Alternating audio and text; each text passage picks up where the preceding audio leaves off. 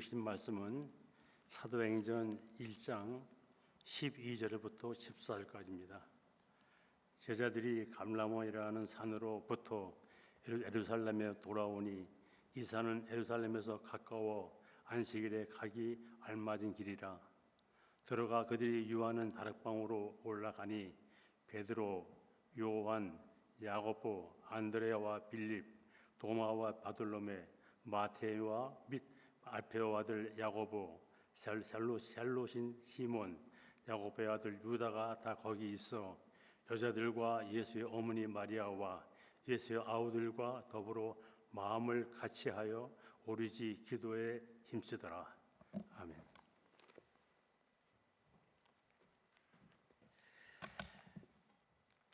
이 성경에서 이 예수님의 제자 중에서 시몬을 다룰 때 어려운 점이 바로 뭐냐면 이 시몬의 행적에 대해서는 마태, 마가, 누가, 요한복음에는 이제 그 기록이 안 돼 있고요. 제자들 명단이 마태, 마가, 누가, 사도행전 오늘 읽은 말씀에 기록되어 있는 요 제자들 12명의 이름을 이렇게 나열식으로 언급할 때 이외에는 한 번도 이 시몬이라고 하는 사람에 대해서, 제자에 대해서 나타나지 않습니다. 그래서 사실 알고 보면 참 그 설명할 자료가 없어서 어렵습니다. 그래서 이 시몬을 얘기하려고 하면 정말 목회자의 그 상상력이 많이 필요합니다.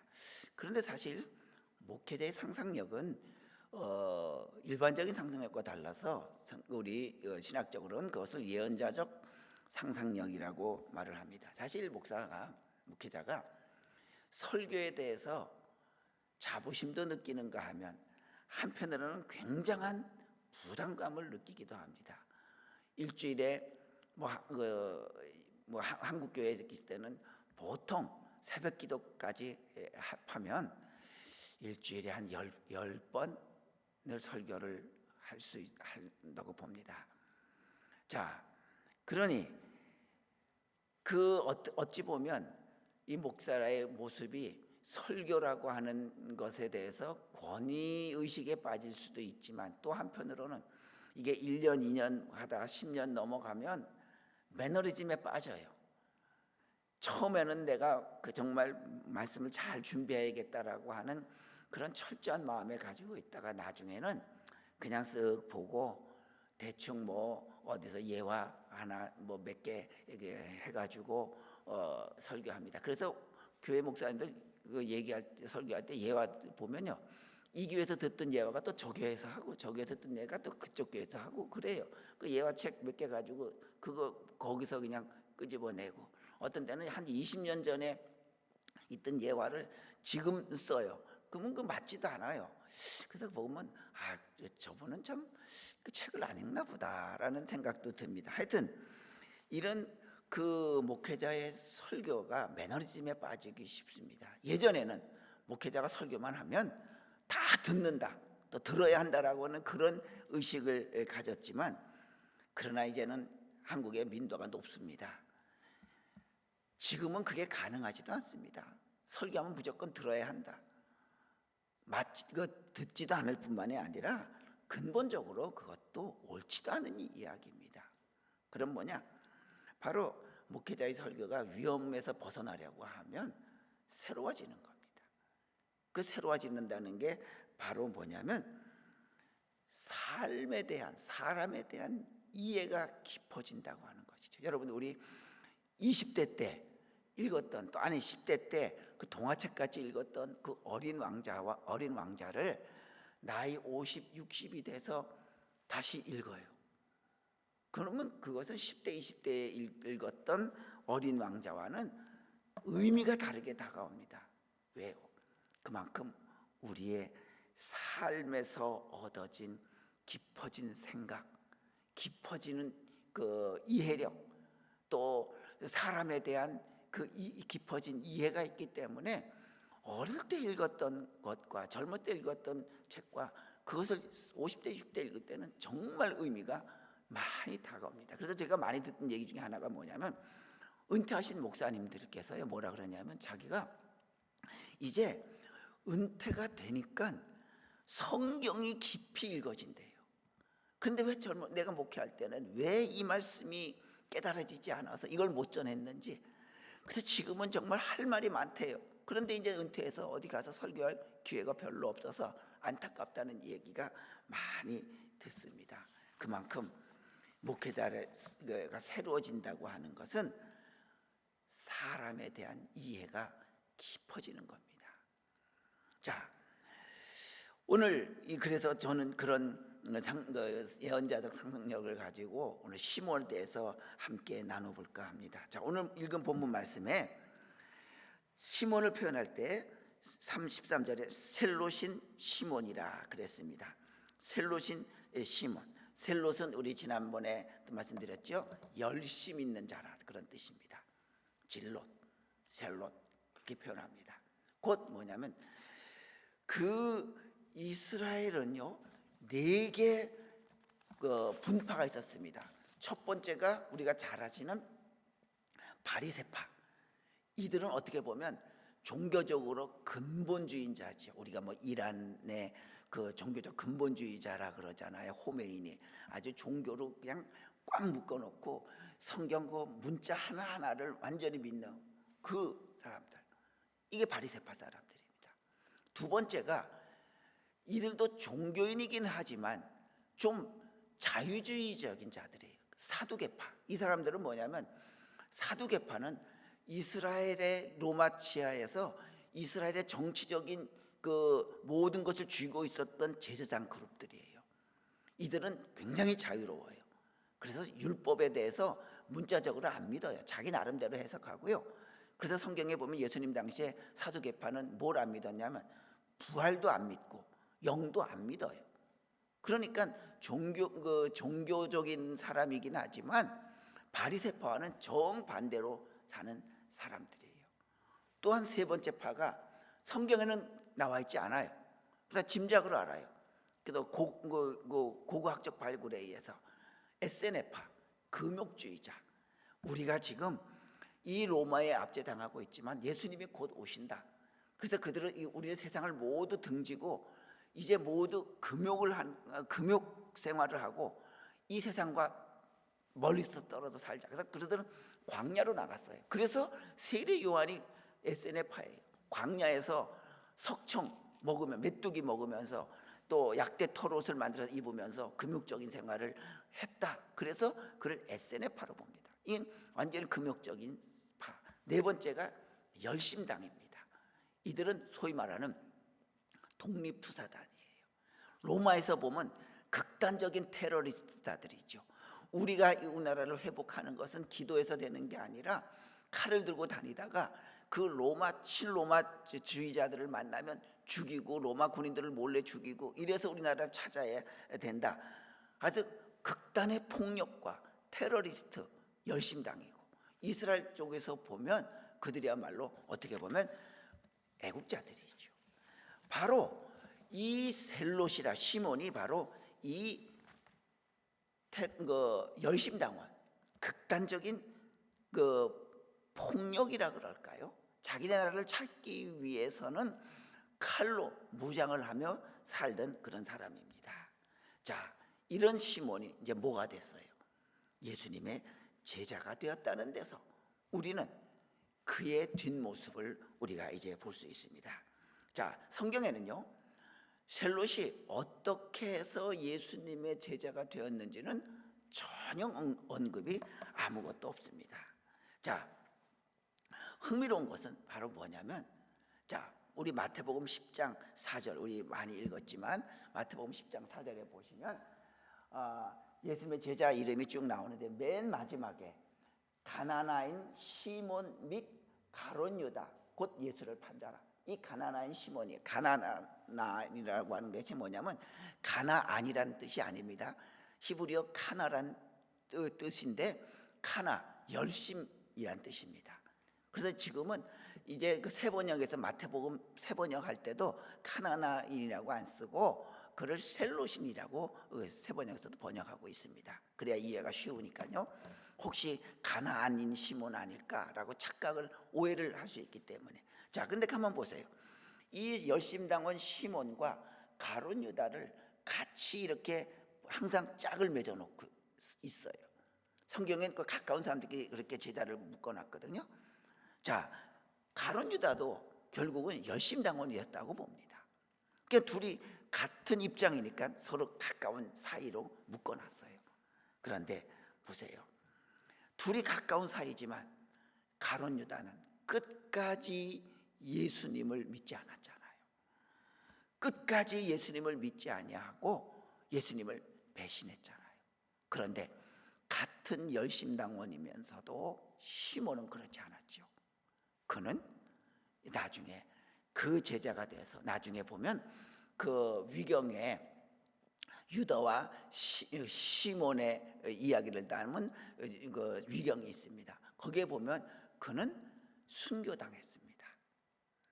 톱에 잘림을 당해서 순교당했습니다. 그만큼 같은 그룹에 가룟 유다와 정말 친한 사이였지만 가룟 유다는 끝까지 예수님을 믿지 않고 배신했는데도 시몬은 그렇지 않았어요. 자기 친구가 아무리 그렇더라도 시몬은 아니다. 나는 예수님을 끝까지 배신하지 않고 그를 위해서 죽겠다. 그래서 결국은 예수님을 순교했습니다. 우리가 여기서 시몬의 모습을 봅니다. 무엇입니까? 여러분들, 시몬은 제일 처음에 자기만을 중요시하는 생각을 버렸어요. 무슨 얘기인 거 아니? 자, 열심당은 뭐예요? 자기네 나라가 중요한 거예요. 내 나라를 찾아야 돼. 로마에서. 물론 좋은 이야기입니다. 그런데 예수님께서 그를 제자로 삼았다고 하는 것은 뭡니까? 시몬, 이제 너는 내 조국 유대만 생각하는 것이 아니라 이제는 내 시야를 좀 넓혀서 내가 이제는 나라를 찾기 위한 열심, 그 열심을 하나님의 나라를 더 넓히기 위한 열심으로 바꿔라 말이죠. 그래서 그는 나는 유대 땅만 중요하다, 우리 조국만 중요하다고 생각했던 것을 버리고 이제는 전 세계가 중요하다, 하나님 나라를 이 전 세계에 심어야 된다라고 하는 그 좁은 시야를 버리고 넓은 생각을 가졌던 것입니다. 여러분, 결국 우리가 지금 우크라이나 그 전쟁이 일어나는 것은 결국은 뭐예요? 결국은 자기 나라만 중요하다고, 러시아가 자기 나라만 중요하다고 여기다 보니까 함부로 남은 나라를 들어 침공해서 그 아까운 젊은이들이 수천 명씩 죽는 그 어려운 일이 생기잖아요. 왜요? 우리나라가 중요하다, 우리나라를 더 넓혀야 된다 말이죠. 그런 모습, 같은 나라 안에서도 싸우는 이유가 바로 그 이유 아닐까요? 바로 내 편만 중요하다. 그걸 우리는 내로남불이라는 아주 용어가 아주 공식 표준어처럼 됐잖아요. 내 편만 중요한 거예요. 그러다 보니까 어려움과 혼란이 일어나는 겁니다. 여러분들, 우리도 나만 중요하다고, 내 생각만 중요하다고, 내 의견만이 옳다고 여기면 거기에는 반드시 가룟 유다와 같은 사탄의 침범만 있을 뿐입니다. 그러나 그랬던 시몬이 예수님을 받아들이고 나서는 넓혔잖아요. 좁은 시야, 유대 땅만 바라보던 시야를 세계를 바라보는 생각을 넓혔지 않습니까? 이런 그 동화 같은 얘기. 60 가까이 되는 시어머니가 그 젊은 아기 같은 그 며느리를 데리고 장을 담굽니다. 그런데 한 30년을 담궜는데요, 이날따라 이상하게 맛도 안 나고 빛깔도 예년과 달라, 뭔가 이상해요. 내가 뭘 잘못했나? 내가 예전과 같이 했을 텐데 아무래도 안 돼요. 그러니까 그 시어머니가 자기를 가르쳐준 그 시어머니의 시어머니, 너무지요. 90이 넘은 시어머니 누워있어요. 기동도 못해요. 찾아가서 자초지종을 얘기합니다. 어머니께서 가르쳐주신 대로 늘 여태까지 했는데 오늘따라 내가 이 아기 데리고 하려니까 맛도 안 나고 빛도 안 납니다. 어머니 뭔가 잘못됐는지 한번 좀 봐주세요. 그러자 여태까지 누워서 일어나지도 못했던 그 노 시할머니께서 벌떡 일어나서 그래 한번 가보자. 벌떡 일어나서 가요. 왜 그래요? 왜 그래요? 지금까지는 내가 이제 90이 넘어서 일어나지도 못하고 그러지만 나를 존중해주고 나를 인정해준다고 하는 것에서 힘이 난 거예요. 용기가 솟은 거예요. 그러니까 벌떡 일어나서 얼굴에 화색이 들어서 가는 겁니다. 여러분들 바로 그렇습니다. 우리가 인간됨과 사람됨을 구별할 수 있어야 됩니다. 인간이라고 하는 것은 사람을 동물과 구분하기 위해서 동물과 다른 종이다 그래서 붙인 게 인간이지만 사람은 다르잖아요. 그래서 우리가 사람 됨됨이라 그러고 사람이 먼저 돼야지 라고 얘기하지 않습니까?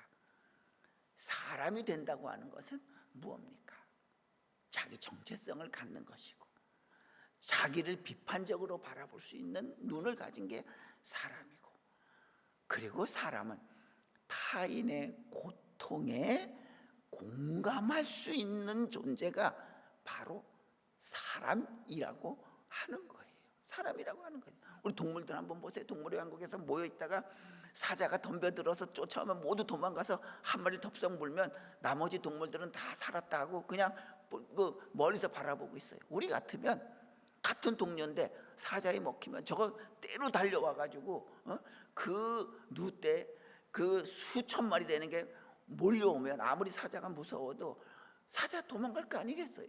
그런데도 자기 동료가 죽는데도 그냥 멀뚱히 바라보고 있는, 이게 인간과 같은 종으로서의 동물이지만 사람은 안 그렇잖아요. 사람이 그럴 수 없잖아요. 아파하잖아요. 바로 이와 같이 사람이라고 하는 존재는 내가 남을 생각해 줄 있는 모습, 그게 남을 생각해 줄 수 있는 존재, 이게 바로 그리스도인이 된다고 하는 겁니다. 우리는 유교 영향을 받아서 윗사람에게 순종하는 것을 아주 무의식적으로 배워서 우리는 순종 잘합니다.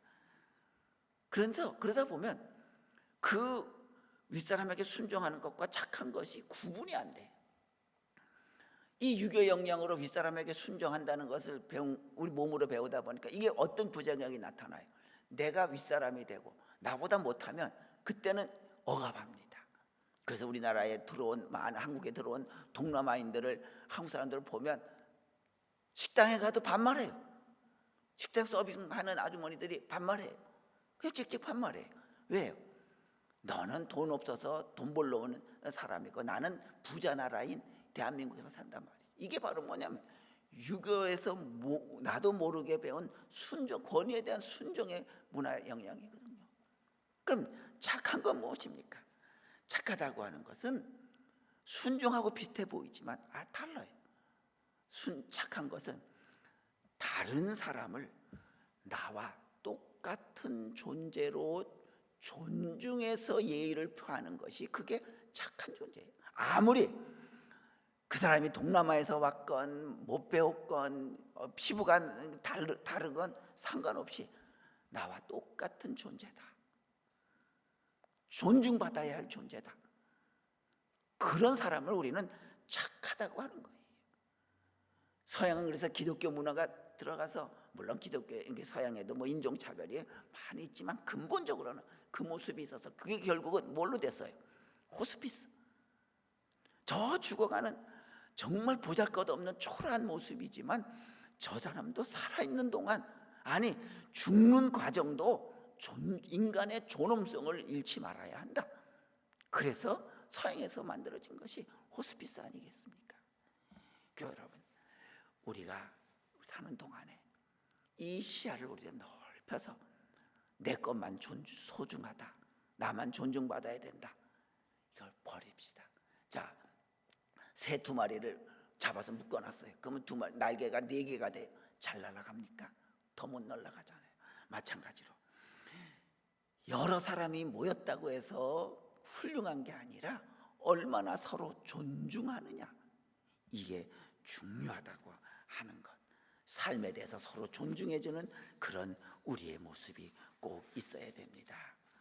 또한 여러분들, 우리가 소중하게 여겨야 될 것, 시몬에서 또 뭘 배웁니까? 어떻게 보면 나라를 위한 그 열정이 그에게는 장점이지요. 그러나 또 한편 그건 자기 민족만을 위한다고 하는 약점이 될 수 있어요. 그래서 자기 민족만을 위한 그 열정을 그 약점으로 알고 이제는 뭘로 바꿨어요? 예수님을 위한 그 뜨거운 열정으로 바꿔놨어요. 그래, 내가 이제는 내 민족만 살아야 된다라고 하는 것이 아니라 예수님이 이루고자 하는 이 땅에 하나님 나라를 내가 만들어야겠다.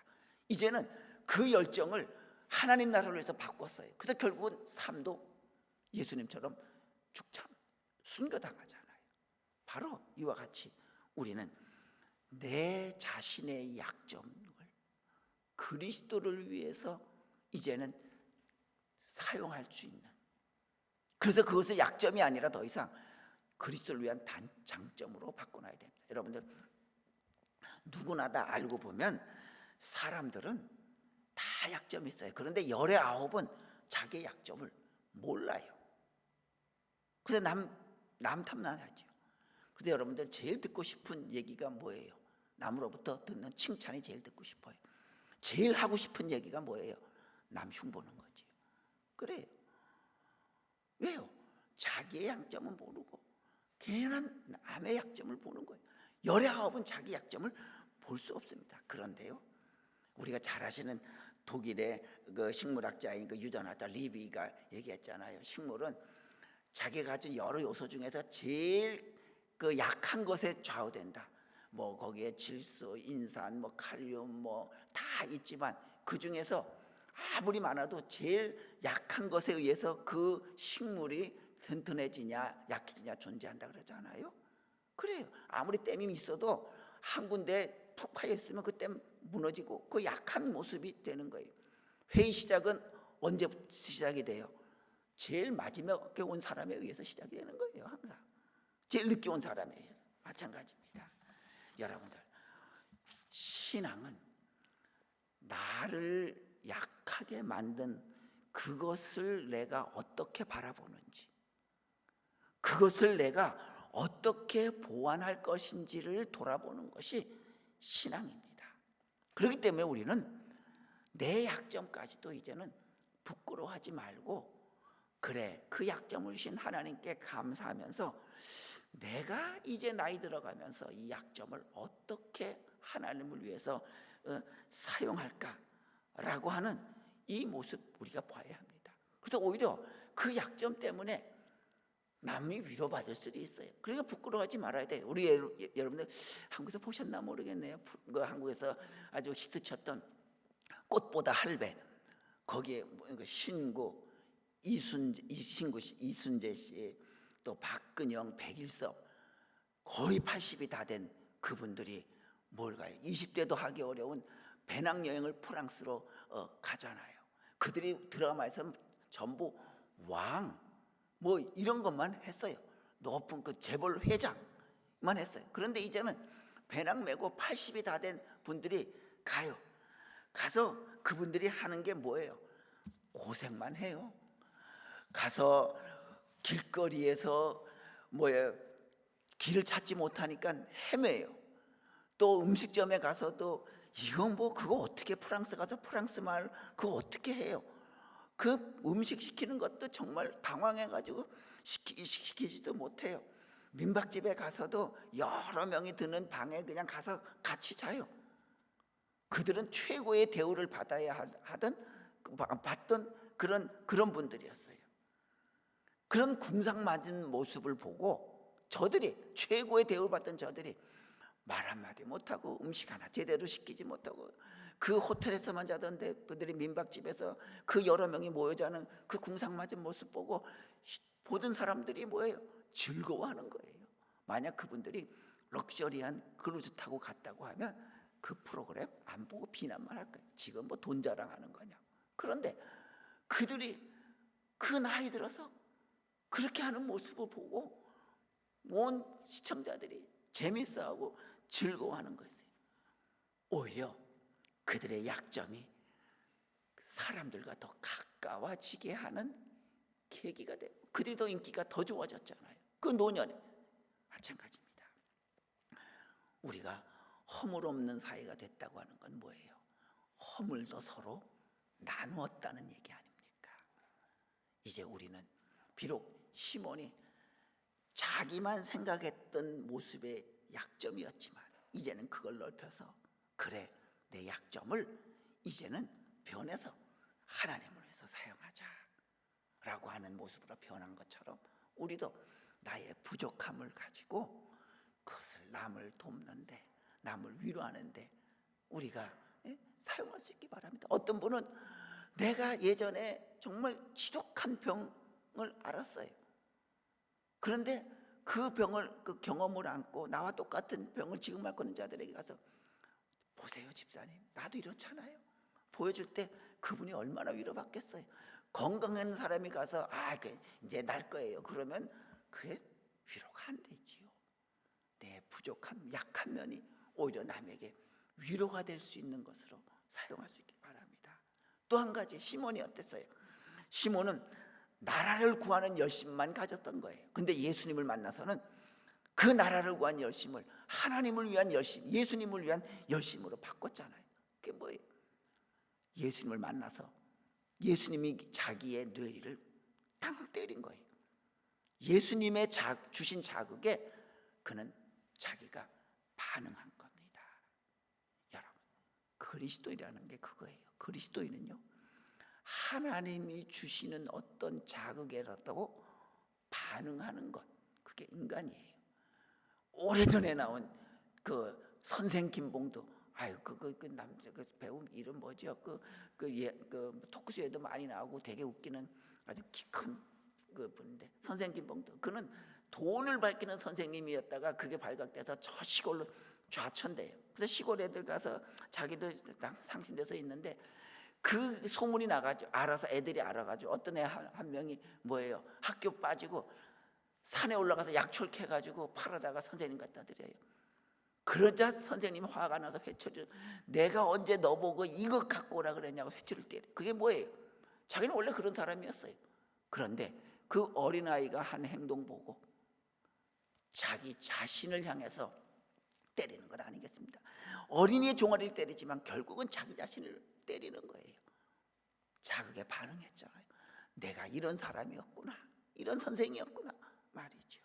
여러분들, 바로 우리 신앙이라고 하는 것은, 믿음이라고 하는 것은 하나님이 우리에게 자극을 주셨을 때에 반응하는 겁니다. 반응한 거예요. 어떤 분이 그냥 지나가는 소리로 그러시더라고요. 한국에 보면 그 장미꽃 축제가 있거든요. 그래서 그냥 교우들하고 이렇게 그때 뭐 행사, 교회 모임이 있어서 끝나고 우리 권사님들 우리 장미꽃 축제 하는데 한번 가시죠. 그래서 제가 본 거 모르고 가까우니까 한 10분이면 가니까 갔어요. 그래서 같이 보면서 정말 예뻐요. 어떤 권사님이 나도 이 장미꽃이 만발할 때처럼 그런 젊은 날이 있었는데, 내가 이 장미꽃이 이 만발했을 때 사람들에게 기쁨을 줬던 것처럼 내가 인생에 만발했을 때의 그 젊은 날에 내가 하나님을 위해서 일했으면 얼마나 좋았을까. 그때는 하나님을 몰랐대요. 봐요. 그분은 장미꽃 하나를 보고 자기를 돌아볼 줄 아는 거예요. 우리도 어디 자연에 가서 아름답다, 하나님이 어떻게 이 오묘한 만물을 만드셨을까, 반응하는 거잖아요. 하나님 주신 자극. 이게 믿음이에요. 이게 믿음이에요.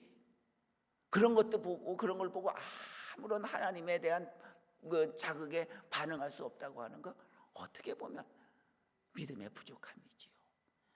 꼭 기도를 손들고 하고 방언을 하는 것이 믿음이 아니라 언제 순간마다 주시는 하나님의 자극에 늘 반응할 수 있는 그런 우리, 그게 믿음의 모습입니다.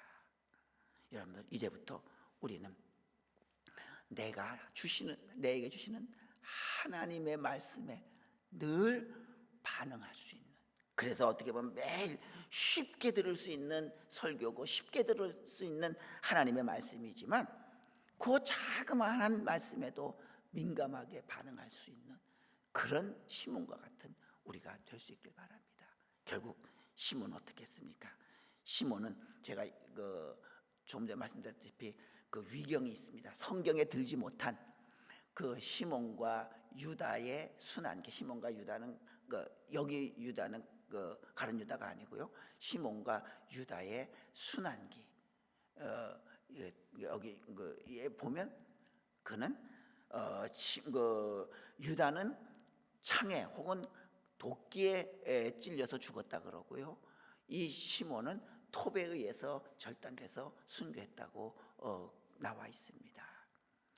자, 그 시몬을 상징하는 전통적인 교회의 문장은 바로 보이시는 대로 노란 금색 성경 말씀 위에 물고기가 그려져 있는 겁니다.